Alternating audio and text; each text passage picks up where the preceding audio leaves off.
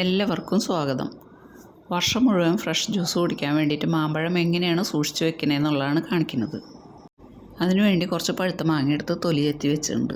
ഇനി അത് കഷ്ണങ്ങളായിട്ട് മുറിച്ചെടുക്കാം. ഈ കഷ്ണങ്ങളായി മുറിച്ചെടുത്തിട്ടുള്ള മാങ്ങ ഇനി ഒന്നും ചെയ്യുന്നില്ല. ഇത് ഇതേപോലെ തന്നെയാണ് എടുത്ത് വെക്കുന്നത്. ഇനി ഇതെടുത്ത് വയ്ക്കാൻ വേണ്ടി ഒരു പാത്രം എടുക്കാം. എന്നിട്ട് ഈ മാങ്ങ അതിലേക്ക് ഇടാം. ഇതെല്ലാവർക്കും അറിഞ്ഞോളണമെന്നില്ല, അറിയാത്തവർക്ക് വേണ്ടിയിട്ടാണ് ഈ കാണിക്കുന്നത് കേട്ടോ.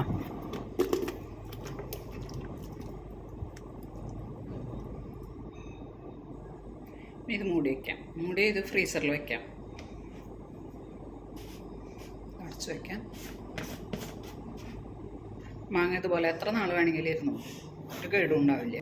അങ്ങനെ ഫ്രീസറിൽ വയ്ക്കാം.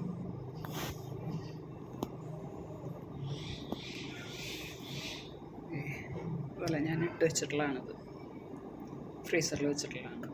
ഇതുപോലെ പാത്രങ്ങളിലാക്കി വയ്ക്കുകയാണ് ചെയ്യാറ്.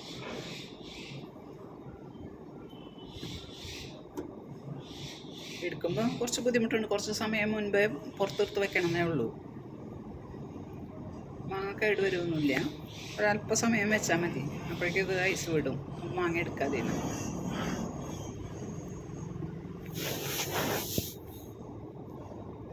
ഇപ്പോൾ ഒരു 10 മിനിറ്റ് ആയിട്ടുണ്ട്. ഇനി ഇതിൽ നിന്ന് നമുക്ക് ഐസ് വിടിയിച്ചെടുക്കാം, കഷ്ണങ്ങൾ എടുക്കാം. അല്ല, ഇങ്ങനെ ഇളക്കിയാൽ കിട്ടുമോ?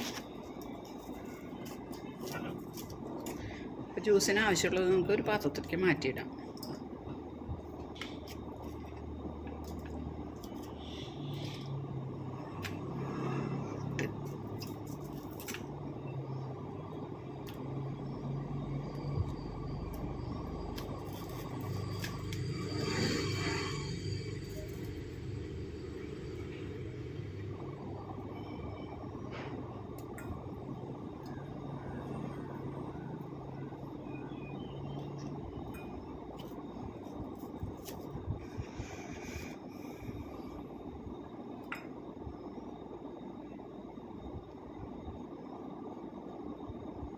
ഒരു 10 മിനിറ്റും കൂടി വെക്കുകയാണെങ്കിൽ ഇതിൽ എളുപ്പത്തിലെടുക്കാൻ പറ്റും.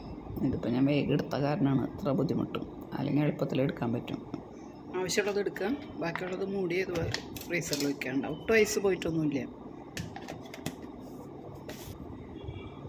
ഇതേപോലെ ആവശ്യത്തിനുള്ളത് എടുത്ത് പുറത്ത് വയ്ക്കാം.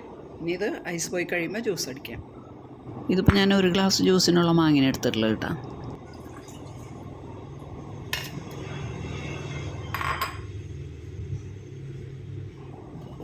ആവശ്യത്തിനുള്ള പഞ്ചസാര ഇടാം.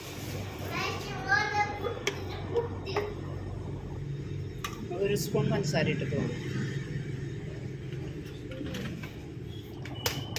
ഇത് അടിച്ചുകൊണ്ടില്ല.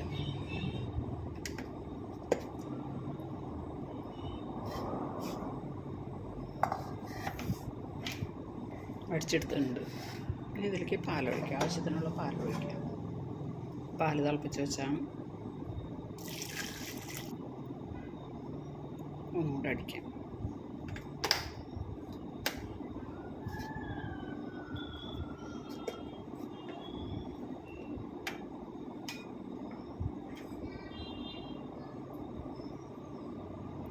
കുറച്ചും കൂടി കനം കുറയ്ക്കണമെങ്കിൽ പാല് കുറച്ചും കൂടി ഒഴിച്ചാൽ മതി. നമുക്ക് ഗ്ലാസ്സിലേക്ക് ഒഴിക്കാം.